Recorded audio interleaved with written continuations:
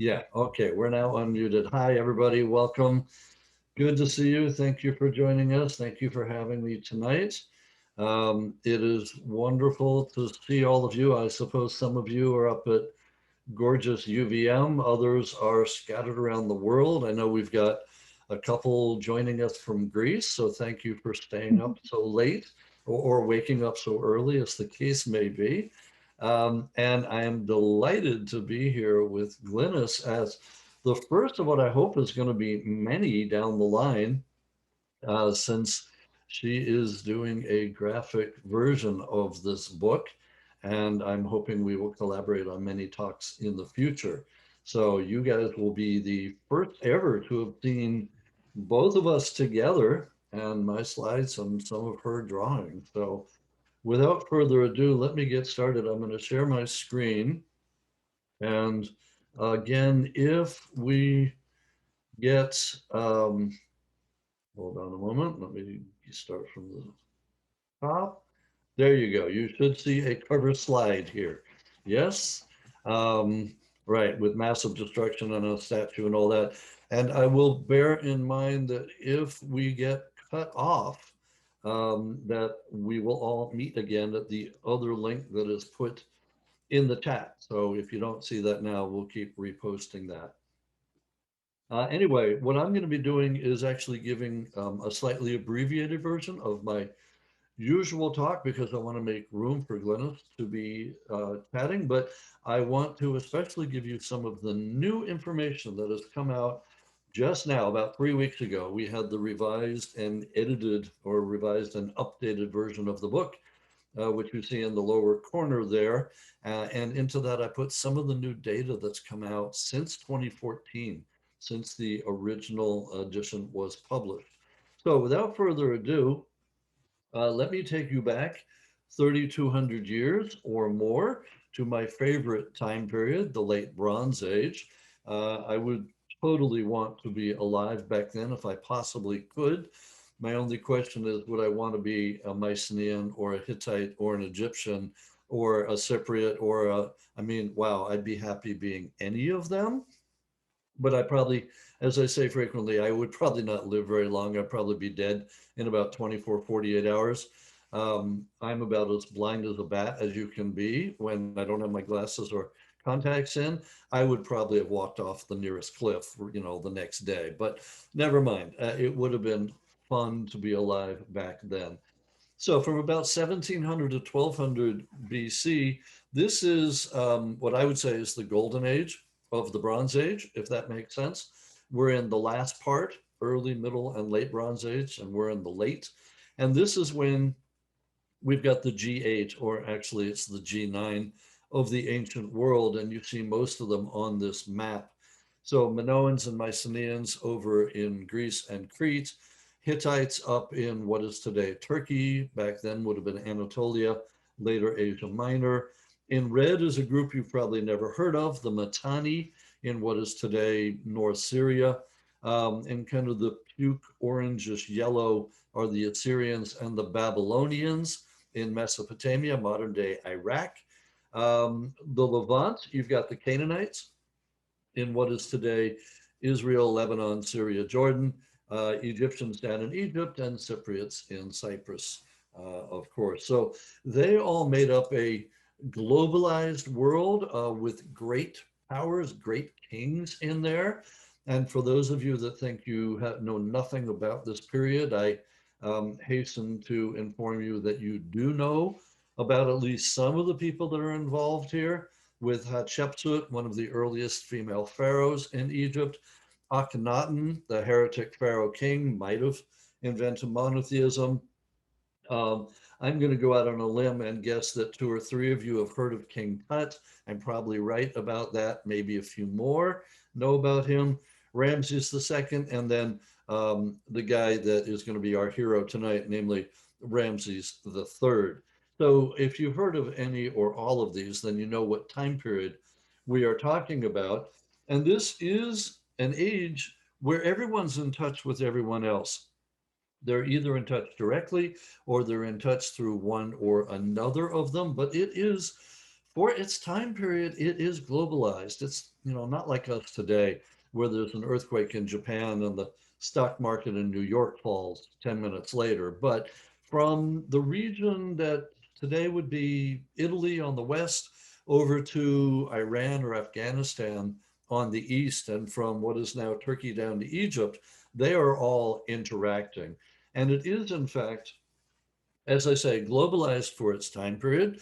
It is, in fact, what my wife, Diane Harris Cline, who studies social network analysis, she says this qualifies as a small world network. And a small world network is when everyone is interconnected such that even if you're not in direct contact, like the Mycenaeans and the Assyrians, you're connected by one, two, or at most three hops in between. Think of the game that we used to play with Kevin Bacon in the movies, right? 6 degrees of Kevin Bacon, and you would go from one movie to the other movie to the other movie. Same thing here. So a small world network is when you have three or fewer hops to have everybody connected. So this is why I use the word globalized, and can have it mean something. The other reason I bring this up, and this is in part to show you that studying ancient history is not just studying it for its own sake, but it can be relevant to today. And I say this because that globalized network that they had in place back then and our world today are two of the only times in the history of humankind that we've had such globalized world systems in place. And that is why I argue that what happened to them 3,200 years ago may be very relevant to us today, especially if we see the same problems that they had and that we've got them today. So history can teach us if we're willing to listen.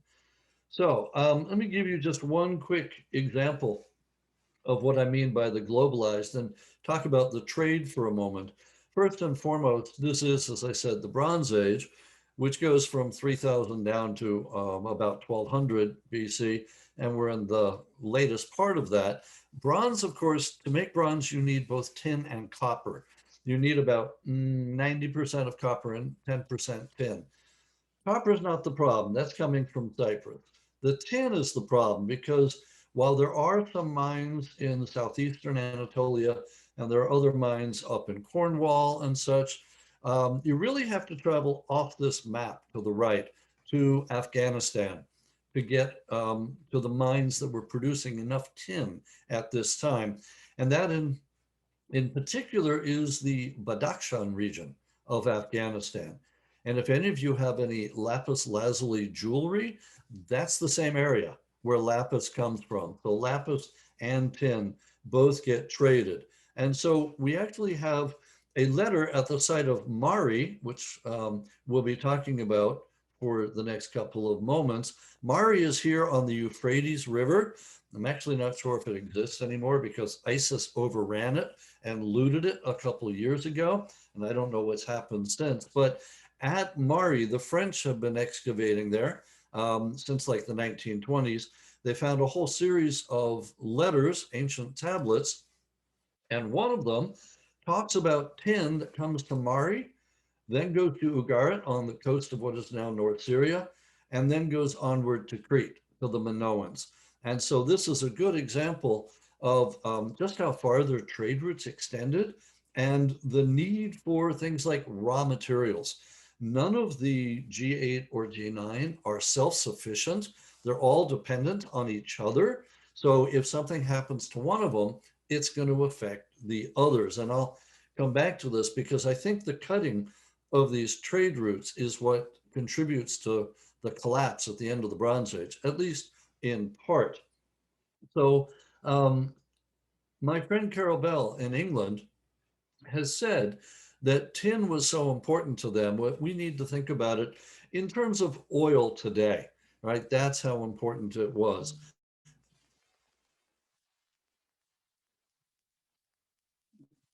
Hold on. Eric, while you're pausing, does everyone notice this saying warning, remaining time, 9 and a half minutes. So this is a good Already? time to, if you haven't, to copy that link and in Yes, the copy chat. the link. And so when you get cut off, as you will, I will see you on the other side in the new chat room. Yes, okay, right, okay. So I will time myself so I can maybe reach a good point at 9 minutes and say, all right, see you over there. All right, so tin and oil. Um, They're also, though, trading finished goods. And I'm just going to show you two examples of these. The Mari letters in the 18th century BC also talk about a Minoan dagger made out of solid gold with the handle encrusted with lapis lazuli. And I show you one um, that looks like it. This is not that dagger. This is actually from the death pits of Ur from 2500 BC, which, by the way, if I ever start a heavy metal band, that's going to be the name of my heavy metal band, is the Death Pits of Ur. That would be totally awesome. Anyway, my students already know that I want one of these when I retire. I say it can be, just like a letter opener. But anyway, so they are bringing those over from Crete all the way to Mari in what is now Syria. They're also bringing things like shoes, Minoan sandals, Minoan shoes.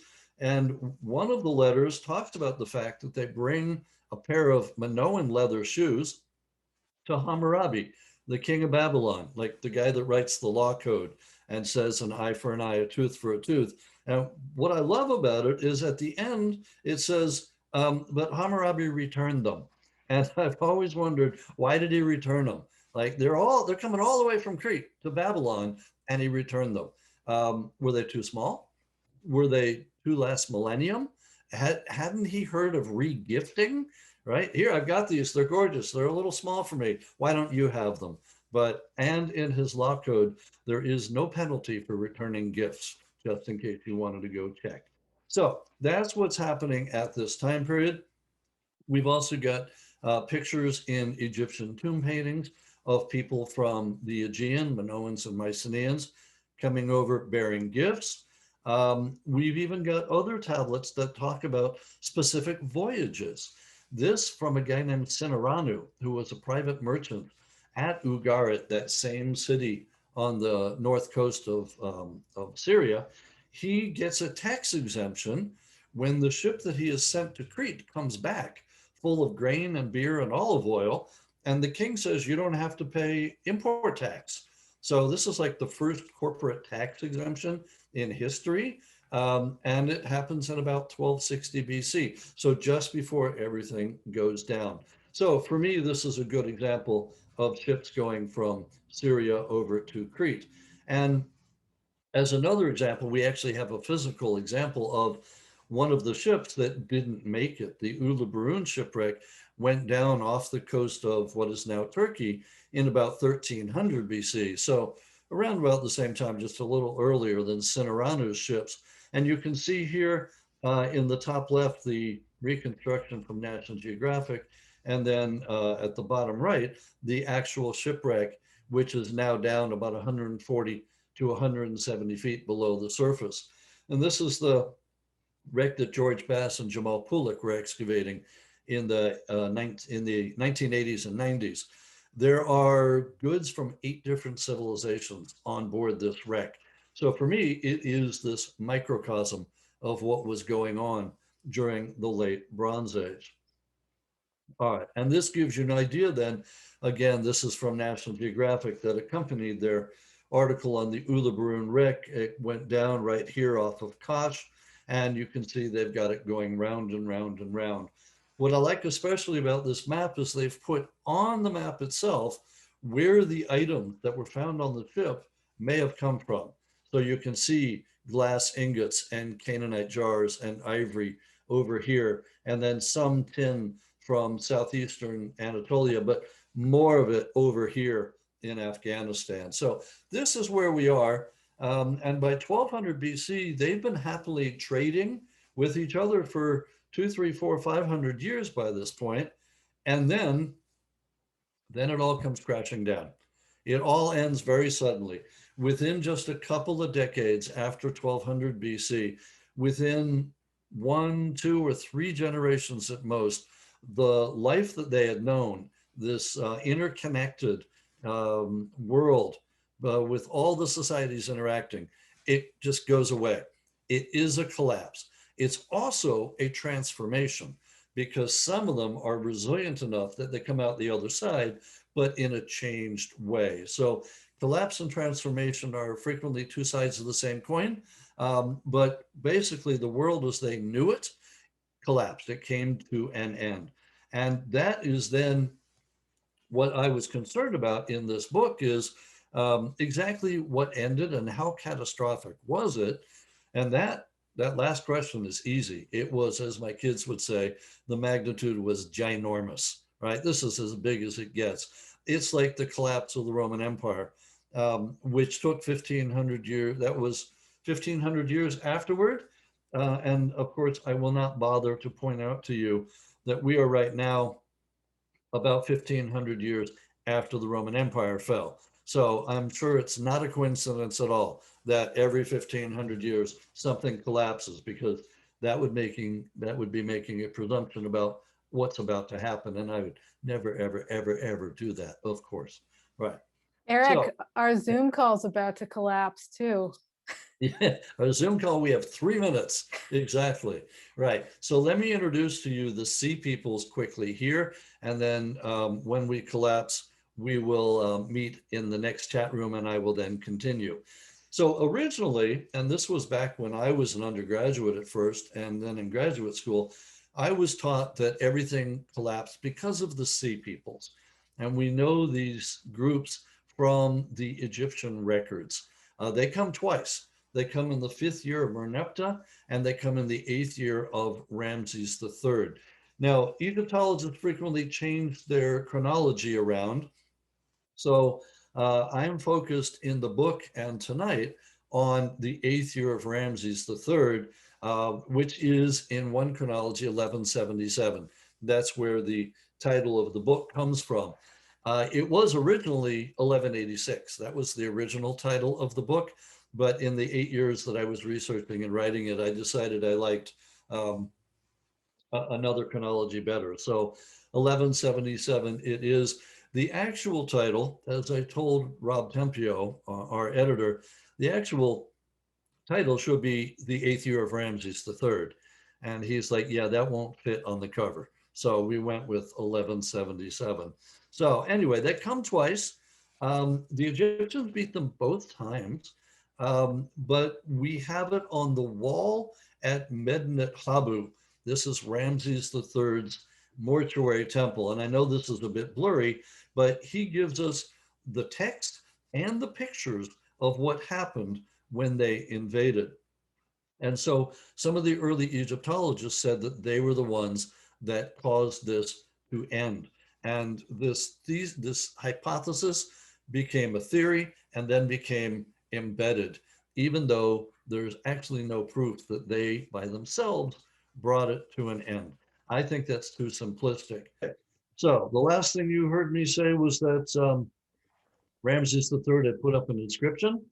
And so he tells us the route that the Sea Peoples took, Pate, Hode, Carchemish, Artsua, and Alatia. We know where these places are. They're mostly in Anatolia, modern day Turkey.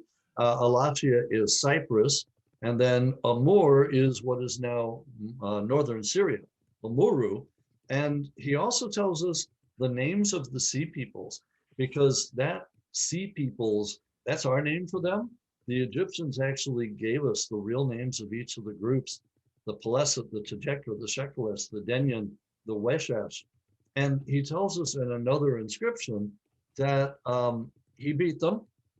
He says, I slew the Denyen who are in their isles, the Tejekra and the Peleset were made ashes, Shardana and the Weshash of the sea.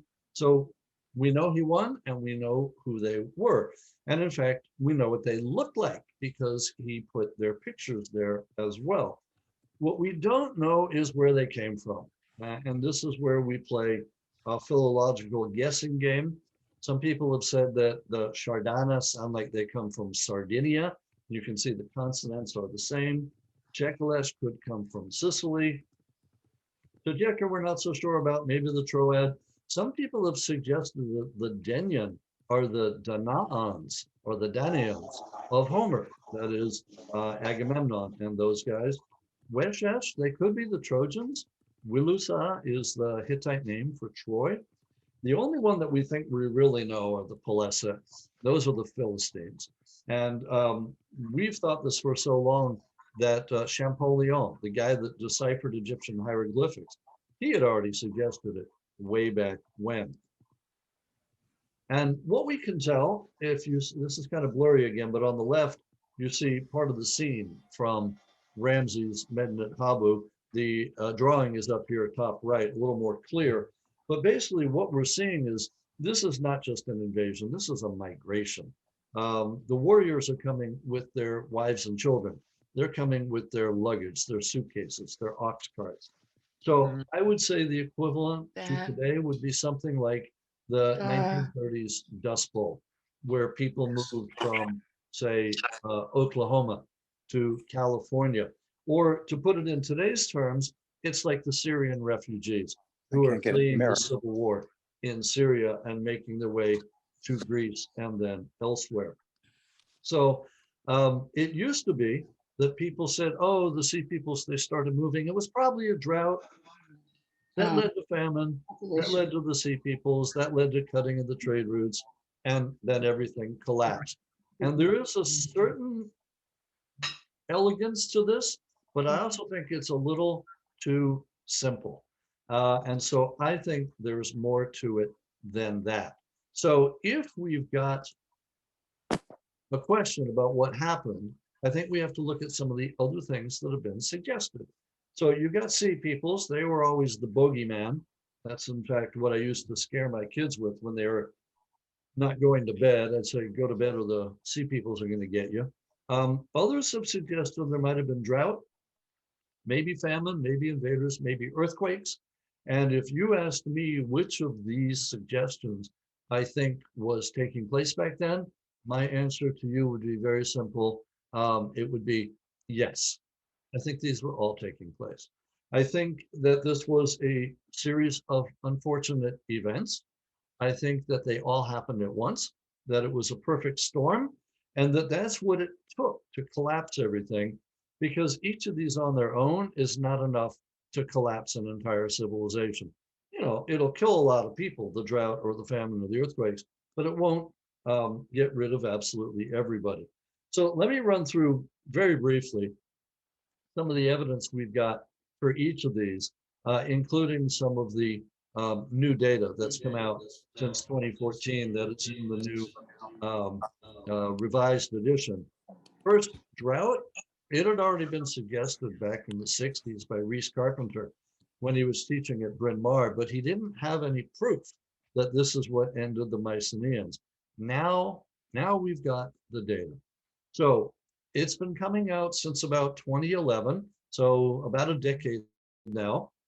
And we have, for example, Kaniuski and a French team went to Gibala, Tel Twini, on the north coast of Syria, and they did coring in a dried up lagoon and lake and looked at the pollen that was in that core and realized that for about 300 years, from about 1200 down to 900 BC, give or take, that the type of plants that were growing there were adapted to an arid climate, that it was drier.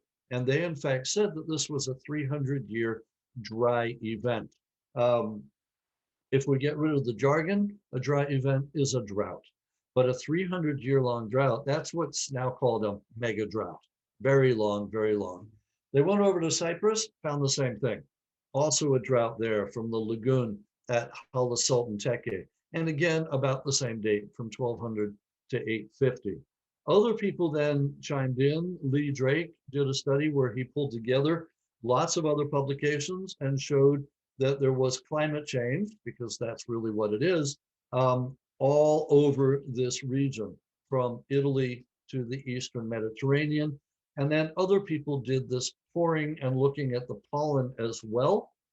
So You see here in the lower right, Daphne Langgut, and she and Israel Finkelstein and Thomas Litt took samples from the bottom of the Sea of Galilee and near the Dead Sea and found that there was severe drought in Israel as well. It would have been Canaan back then, just beginning to get the Israelites coming in from about 1250 to 1100. So, and even more recently, Christian Christensen in 2018, just about 3 years ago, um, published an article in which he said that there was drought in northern Italy at the same time with a massive migration of up to 120,000 people. So it may be that this drought and the migration from northern Italy may be the beginnings of the sea peoples, but we haven't really even looked at that yet. And I will add that there's no site that's been identified yet as the origins of the sea peoples. We still have to find it. Other recent publications, for instance, in Greece, Martin Fine and Erika Viberg have been working in the Mavri Tripa cave in Greece, down by Pylos, and a stalagmite there shows evidence for drought as well. And in fact, you can see this dark green and purple in the lower right, that there is almost no water coming down at that point. And in fact, now we can use a map like this. All the red dots are where the new proxy data for a drought has been found. And again, you can see from northern Italy all the way over to Iran. We've got them from lakes, lagoons, caves, you name it. The evidence is now overwhelming, and it even seems that there was climate change and drought affecting the Nile in Egypt, so they get hit as well. So lots and lots and lots of data now for drought and climate change. Hand in glove with that comes famine usually, but famine is much harder to find in the archaeological record unless you find, mass pits with burials and such. But you can find evidence in written texts, and we've got that. Again, let's go back to Ugarit, where the French have been digging since 1920s or so, and we've got the archives from about 3 private merchants as well as the palace itself. And so I give you here one example from a guy named Bania sending a message to Ortenu, who is the private merchant in Ugarit and who is Bania's boss. Bania is in an office that they've opened up in Imar in inland Syria. Urtenu was doing so well that he had a branch office over in Imar, and they are suffering from famine there, Bania says. And he tells Urtenu, there's famine in our house, we'll all die of hunger. If you don't quickly arrive here, we're going to die of hunger. You won't see a living soul. I don't know about you, but I think this is pretty good proof for famine. Same thing here. This is one of the newest letters. It was published in French in 2016 and has now been translated by Yuri Cohen into English. And it is Seti II from Egypt writing to the king of Ugarit. And in this case, he's quoting the letter back to him. In the land of Ugarit, there's severe hunger. May my Lord save the land of Ugarit and to save the citizens of the land of Ugarit. So there is famine in Ugarit itself. We've also got private citizens writing. Another thing, my lord, says one person to the king, grain staples from you are not to be had. The people of the household of your servant will die of hunger. So new evidence for famine actually in Ugarit itself. We already knew other tablets from Anatolia. The Hittite king is saying there's famine up there as well. Did you not know there was a famine in the midst of my land? Here with me, plenty's become famine. It's a matter of life and death. And we also know very recently, this is from 2018, that the Egyptians in the lands that they ruled in Canaan were actually trying to do things to offset the drought. They are planting new types of grain and stepping up the grain production. And they are also breeding their cattle to make them more drought resistant. But it was basically too little and too late.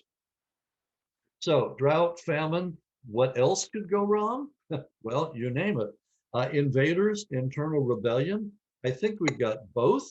And in fact, um, we have one tablet again from Ugarit in which the king is writing to the king of Cyprus, talking about enemy ships have been seen, and are there any others coming now? This is a very famous one. It was found a long time ago, but it is evidence that there were invaders wandering around. More recently, this is another one of the new texts. We've actually got a letter from the last king of Ugarit to the Hittite viceroy at Carchemish, and he says that there are enemy forces that have just overrun the port city of Ugarit, Ras ibn Hani, and that they are now marching on Ugarit. This is the first evidence we've got of something like this happening, and we actually know that the enemy forces, whoever they were, they don't name them, but the enemy forces overran Ugarit because the excavators there found ash and destruction 3 feet deep. They found arrowheads in the walls, and Ugarit itself was abandoned and was not re-inhabited for a couple of hundred years. So we now have written evidence for invaders. And another letter that's long been known is another one where the guy says that the army was already humiliated when your messenger got here. The city had been sacked. Our food was burnt. The vineyards were destroyed. The city was sacked. So evidence for invaders, but one cautionary note, because it can be hard to tell invaders from local rebellions. All you know is that the palace is destroyed, such as here at Hatzor, the queen city of the Canaanites, as it's sometimes called, up in what is now the north of Israel. And we don't know who destroyed this. In fact, the two co-directors are at odds as to whether it was invaders like Egyptians or Israelites or Sea Peoples, or whether it was internal rebellion. I actually kind of like the idea of internal rebellion because really at Hatzor, it's the palace and the temple that are set on fire and destroyed, but apparently not the houses of the everyday people. And so to me, that's not invaders. That's the lower class rising up against the upper class. And then we also have to be aware that you can tell when a city is destroyed, but you can't always tell what has destroyed it. And it might not be humans, it might be Mother Nature. And so I show you very quickly, this is a map of all the sites that are destroyed just after 1200. And this is a map of the earthquakes in that same region in just the last 100 years. So the point being that this whole area is an active seismic zone with several different fault lines. The light blue one is the North Anatolian fault line. Then you've got the green one coming down Greece. You've got orange one coming up through the Rift Valley. And we have evidence for earthquakes at a lot of these sites at this same time. So here, the famous site of Mycenae with its Lion Gate, over here on the left, that citadel wall is actually built on top of one half of a fault zone. So the Mycenaeans are built directly on an active fault. And indeed, there have been a number of skeletons that have been found at Mycenae. This is the same one. This young lady was killed by this rock that fell in her head. She was sheltering in a doorway, and this dates to about this time. Same thing with Troy. Troy 6 was destroyed by an earthquake. And trust me, this wall in the middle that's tilting over, it's not supposed to look like that. That's what happens when you have an earthquake. And even at Ugarit, evidence of an earthquake, that wall is not supposed to look like that. So I simply urge some caution that even if your city is destroyed, it might not be human beings, it might not be invaders, it might not be internal rebellion, it could be Mother Nature and an earthquake. And then adding to all this, as I said at the very beginning, if you've got movement and if you've got problems, it would be very easy to cut the trade routes. And if you can't get your tin, then you can't make your bronze, and then you're in real trouble. And that may have also contributed to the end of the Bronze Age. So let me sum up then very quickly and leave you with a thought, and then turn everything over to Glynnis. And it may be that we're going to need one more link in case we run out of time here. But basically, point number one, we've got a number of separate civilizations that are independent but are interacting, from the Mycenaeans and Minoans over to the Babylonians and Assyrians, basically the G8 or G9 that I mentioned at the beginning. It's clear that a lot of them were destroyed, and that life as they knew it came to an end. But it's also clear that we don't necessarily know what caused it, right? We're still discussing that. And therefore, we don't know one of history's mysteries. We don't know the answer to it. So I present this to you not as a something I'm going to be able to answer, but something that I've been thinking about. And as I mentioned, of all the possibilities, was it a drought? Was it famine? Was it earthquake? I would say yes. I think it's all of those. I don't think it's linear, though. They all happened at about the same time within a decade or so, and each of them made the people react in a different way. But I think it was really, really, really messy. And I also think, since they were interacting and globalized, that when one went down, the others followed suit. This is when you've got a complex adaptive system, this is what happens.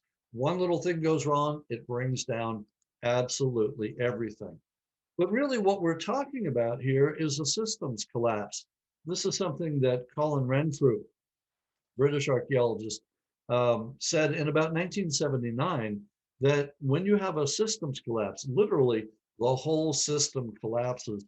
Your central administration goes away, your centralized economy goes away, the elite go away, the 1%, they're gone, and you get lots of death, population decline, and settlement shifts. And that's exactly what we see here all over the place.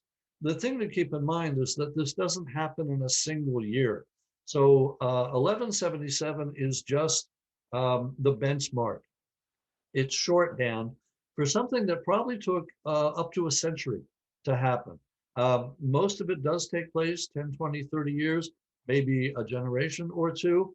But certainly, if you go from 1200 BC down to 1100 BC, there's a huge difference. And then if you go down again another 100 years to 1000 BC, everything's completely different. And this is what happens in a systems collapse. Frequently, you then have a dark age afterward, during which they tell stories about the glorious age that has just come and gone. And think of Homer, think of the Iliad, think of the Odyssey. That's exactly what happens here. So just to end my portion, what lessons can we learn from all of this? The one question I would ask is, are we facing today a similar situation to what they had back then? Climate change, is it around today? Absolutely. Famines and droughts, we've got them. Earthquakes, we've got them. Rebellions, we have them. Really, the only thing missing are the sea peoples, and maybe even they are around as well. So I think we're very similar. And in fact, if you look at the headlines since about 2008 in our modern newspapers, they would read something like this: Greece's economy tanked back in 2008. It's still not recovered even today. We had the Arab Spring, where Egypt and Libya and elsewhere erupted in rebellion. Syria is in turmoil with the civil war, of course. Turkey's become involved. Jordan's got refugees. Those are all headlines from us the last 10, 15 years. So my question would be, if they had had newspapers back in 1200 BC, what would their headlines have looked like? Pretty much exactly the same. I think that we are seeing very similar parallel situation. And in fact, I was asked by Adam Frank from NPR when the first edition of the book came out, I said kind of blithely, oh yeah, we're now advanced enough to understand what's happening. We can take steps to fix things. And he stopped me dead cold by saying, yeah, well, are we advanced enough to do anything with our understanding? And I would say that it remains to be seen whether we've got a good answer to his question. And I would remind you that Mark Twain said, history might not repeat itself, but it sure does rhyme. So with that, I thank you, and I turn the microphone over to Glynnis to tell us what she has been working on. Hi. Let's see. Do I have a picture? I can. I'm going to share my screen and bring up my PowerPoint. Here we go. I'm here too. Okay, thank you so much, Eric. It's after spending so much time with your book, it's really amazing to hear you talk about it again. And so right now, my job is to turn 1177 into a graphic novel adaptation, not novel because it's history, archaeology.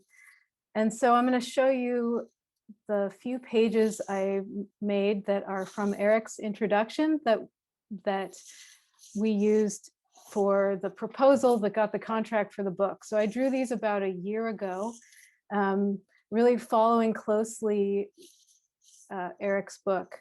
By now, I've drawn about 60 pages of thumbnails for the book. So I'm about to be finished drawing or plotting out chapter 3, and I'll talk more about the process of that.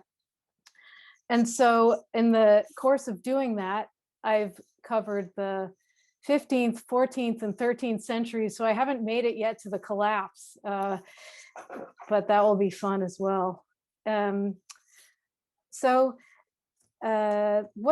What is amazing about working on this, and it's been so fun so far, because the stories that make up the bigger story are so vivid, and I am relying a lot on ancient art. So seeing the sea peoples here is they're all over in relief sculpture that Eric showed, Medinet Habu. But so ancient art is one of the things I've been relying on, as well as, let me move this forward, maps in order to orient the viewer, the reader, where we are in this world, saying where do the sea peoples come from? It immediately brings a map to my mind of, are they over here on Sicily? Are they standing on Crete? Are they standing on Cyprus? The other thing that these stories bring to mind is kind of, I guess I've been calling them in my mind kind of like historical reenactment moments where the people begin to talk, and oh, for God's sake. It's our phone. I wonder if anyone will get it. Yeah, okay. So onward.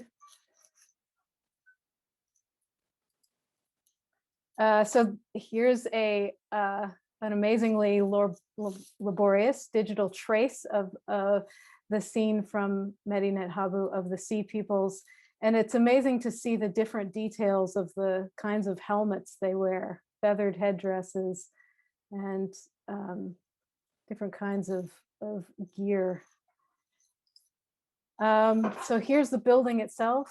I thought a combination of buildings as they are, together with a portrait of Ramses III and the inscription that Eric showed us earlier, what he's saying on the wall, would trying to put pieces together to bring this to life in a visual way. Each page of Eric's book is a visual puzzle for me to try and figure out how to tell this story with few words and many pictures. And it's a challenge because Eric's book, without all the notes and references, is about 200 pages, and my book is supposed to be 200 pages.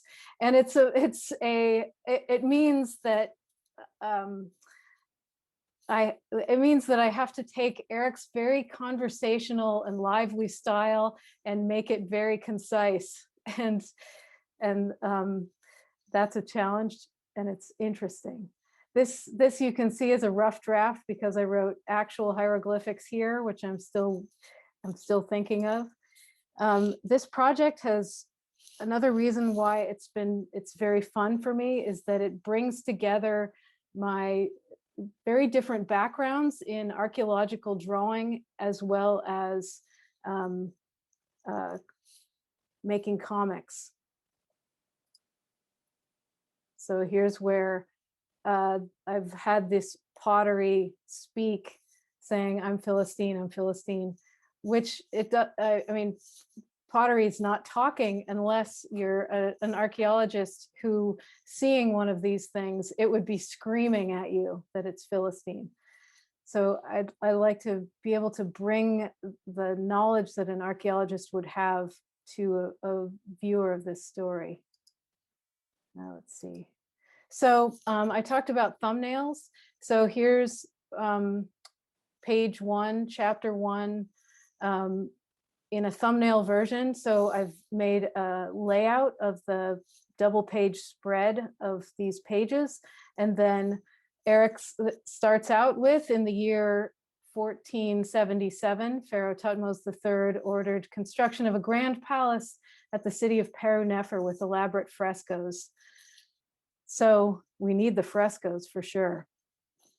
The next stage of this will be to put in my text with a font of my lettering that's in process of being made. The next step will be to make a line drawing that will be the basis of this. So in order to do this drawing, I printed out a reconstruction of this fresco that was found in very tiny fragments that you can see here and here and here at the site of Tel el-Daba in Egypt. And then I've colored it and added some shadows in order to see if I can bring it to life. So here's page 2 and 3, where I'm thinking of these artists who must be coming from Crete as some of the first people who have come to Egypt to embark on a project this big in order to start constructing the worlds of interconnectedness, that in order to bring you along with loving this world of interconnectedness so that you'll be devastated as it collapses. So here's my second step of adding my own, like retyping the text. I found a really good map that shows a nice sailing route from Crete to Egypt. Here's the fresco fragment. Here's my line drawing. And then here's with color. I just did this today, so I'm not totally satisfied with it, but I will, and no one's proofread it. So it's a work in progress, and I'm very excited to be doing it. And that's all. And we can have questions. And oh no, it's 7 minutes left. But what the heck, Zoom? We have a third meeting link in the chat. So for those who want to stay on for discussion. Right. So let's start the questions. And if we get cut off and you still have questions, we will come back and we will do the third iteration. The after party. Yes, exactly. Right. So maybe people could raise their hands. Do we have that feature here? Actually, I don't see it. Yeah, I don't see it either. Few enough of us that I guess just first come, first serve. It's there in reactions if anybody. Yeah, okay. Let me just start off by saying this is amazing. These drawings are amazing. I'm so pleased. Oh, I'm so pleased that you're pleased. Hi, Julia. Yeah. Hi, I'll let Phil go first. Professor Ambrose, if you wanted to ask a question. Oh, you're muted.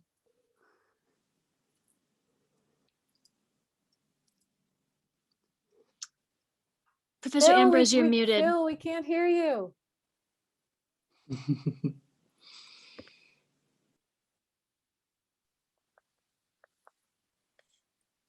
We still can't hear you. If there's on the Zoom screen in the bottom left, there's that button that looks a little bit like a microphone that probably has a red line through it.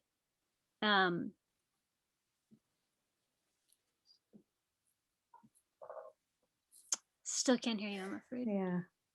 Julia, why don't you go ahead? right. In the meantime. All right, I have two questions, one for Professor Cline and one for Glynnis. So thank you very much, both of you, for these talks. Glynnis, the art is so beautiful and I'm so happy to see it. And thank you, Professor Cline. I was wondering, I'm really, obviously it's fascinating, the kind of world, the picture that you paint of this world of interconnection. I was wondering whether you could speak to, I don't know whether there's any, to what extent there's evidence for this, but the extent to which people within this kind of great powers Mediterranean system were in touch in terms of maybe trade with people outside of that system, kind of like how big was their world, and to what extent can we think of it as a closed system versus one that had maybe kind of tendrils reaching out in other directions? Oh, good question. I would say it's mostly a closed system, but there does have some tendrils in various directions. So, for example, we know that amber is coming down from the Baltic. So we've got connections up that way. And there may be connections up into Europe also. There's been some work on that. As for going the other way, it looks like there may now be some evidence for what I would call down the line trade. That is, they're not in direct contact, but they're trading and it's moving along the trade routes for things like bringing bananas and cinnamon from Southeast Asia. That's the newest that's just been found at Megiddo and other sites in the Bronze Age. So I would say for the most part, this is a reasonably closed system from, Italy to Iran, Afghanistan, but that there were connections outside. But I would say those were more sporadic than every day. Yeah. Okay, thank you. And Glynnis, I was wondering, you're talking about this interplay between kind of the more narrative exposition moments in the book, and then these moments where you have these kinds of like the playful, like the pots talking, or the people speaking kind of more spontaneously. And I was wondering if you could say anything about kind of how you decide to balance those things, whether something just like occurs to you, like it's amazing to, I love the pot thing, right? Especially, and it just like it's something that occurs to you, and how you make those decisions.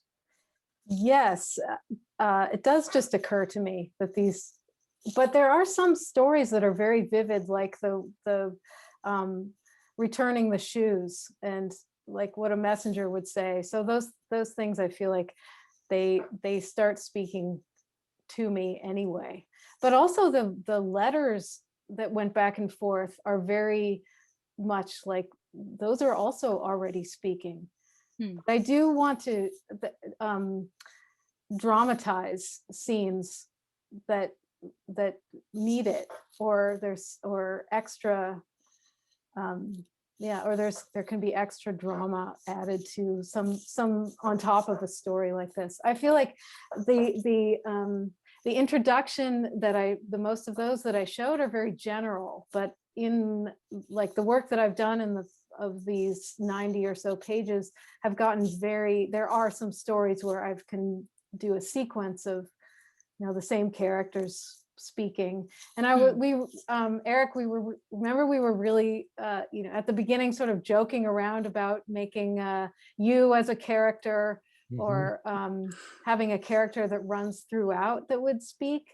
And sorry, Eric, but I've just made it. I felt like that would add a level of meta that I couldn't deal with. And I think the narration voice in there is kind of you, but it's also me because I've shifted things around sometimes, and I've let the characters within the story speak more. But I suppose- anytime I've also gone through, I've like drawn a page and then I look at it the next day and I realize, wait a minute, the Pharaoh should be talking here, and like I keep changing narration boxes, and like I keep figuring out who can speak now. Right. We're gonna get cut off in a second. Yeah, so if you haven't looked already, look at part 3 in the chat and copy down that Zoom link, and we'll be back. So I think we need to hear from Philip and also Dan have their Yeah. hands up. Yeah. And then we will continue on the other side. I definitely think you need to put me in one panel in the entire book so we can play Where's Eric? You got it. Well, one panel is all I ask. I can just be in the corner looking in, you know? For Right. sure. Okay, good. So it looks like we've got less than a minute. But maybe, This crazy Zoom thing, this is I haven't experienced this before with John's official Zoom. right. Well, maybe we can ask a question